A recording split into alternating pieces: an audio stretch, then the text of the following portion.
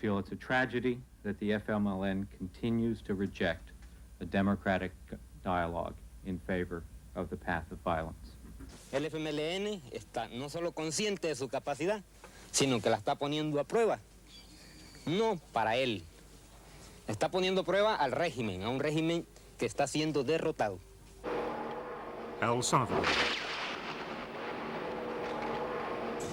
The latest and most bitter round of fighting in El Salvador's civil war has claimed thousands of lives, and not only of those directly involved in the conflict, government troops and left-wing rebel forces.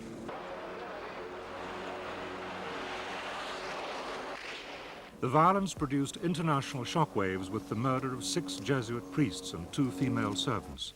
The Jesuits' Central American leader said they had been killed with lavish brutality. The murders were immediately linked to a military-backed death squad. One of those killed was Ignacio Ellacuria, rector of the Central American University. He was particularly hated by the fanatic right who saw him as a communist. Another victim, Father Ignacio Martin Barro, said only a month before his death that he knew of the dangers he faced in espousing the rights of the majority of the Salvadoran people. Anonymous leaflets had been circulating, urging people to be a patriot, kill a priest. Claims that a death squad with military backing had murdered the Jesuits were denied by the army. The murders rekindled memories of other so-called liberation theologists. The death squads were held responsible 9 years ago for the murder of Archbishop Romero, El Salvador's leading advocate of rights for the poor. Gunmen opened fire on the crowd at his funeral.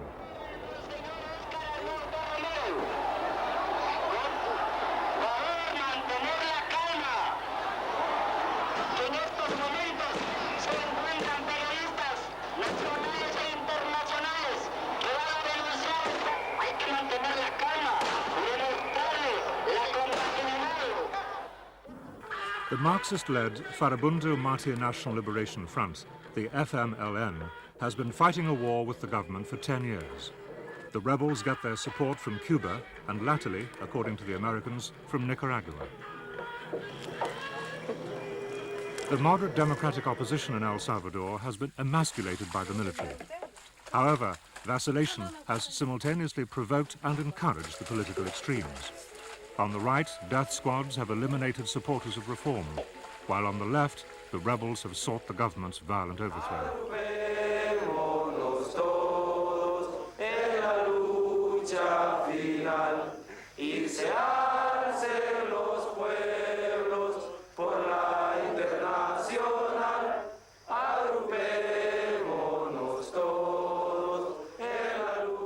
On the military front, a new level of violence was reached when the FMLN launched a series of attacks on the capital and several other cities early in November. The government's main counterattack was a savage aerial bombardment. The high number of civilian casualties, it said, was caused by rebels occupying populated areas. On the political front, there have also been dramatic changes. Under the American-backed President José Napoleón Duarte, certain reforms were instigated. But with Duarte suffering a terminal illness, it was the political right, and in particular the Arena Party, that re-emerged as the strongest force during presidential elections earlier this year. Arena's driving force is Roberto Dubuisson, who once stood and failed as a candidate against Duarte. However, it wasn't he, but a more moderate man who won the presidency for Arena, Alfredo Cristiano. During his short time in office, the death squads have resurfaced. He's also accused of losing control of the military. Oscar Arias, the Costa Rican president, brokered a ceasefire between the government and the rebels in October, but that was to be short-lived. Within 2 weeks, an attack on the Army's High Command headquarters was followed by the bombing of a Labour Federation building in which 9 people died. The ceasefire was over.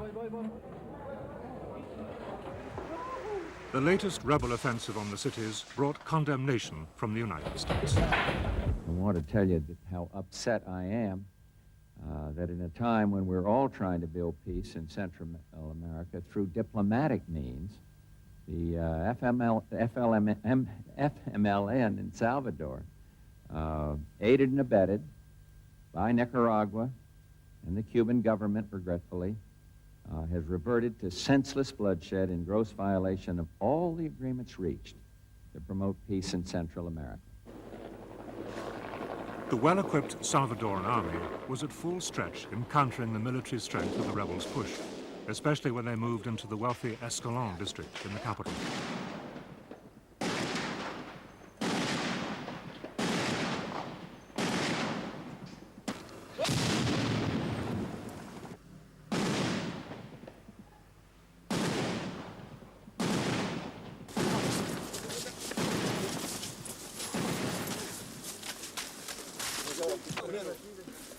An international incident was threatened when the rebels occupied the Sheraton Hotel, trapping a group of U.S. military advisors and almost the Secretary General of the Organization of American States.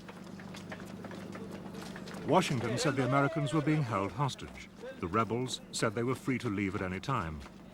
However, although a U.S. Green Beret unit was sent in, it was never used. The rebels made their escape under cover of darkness.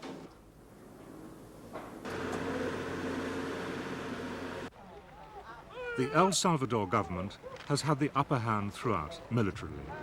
There's been no popular uprising to support the rebels.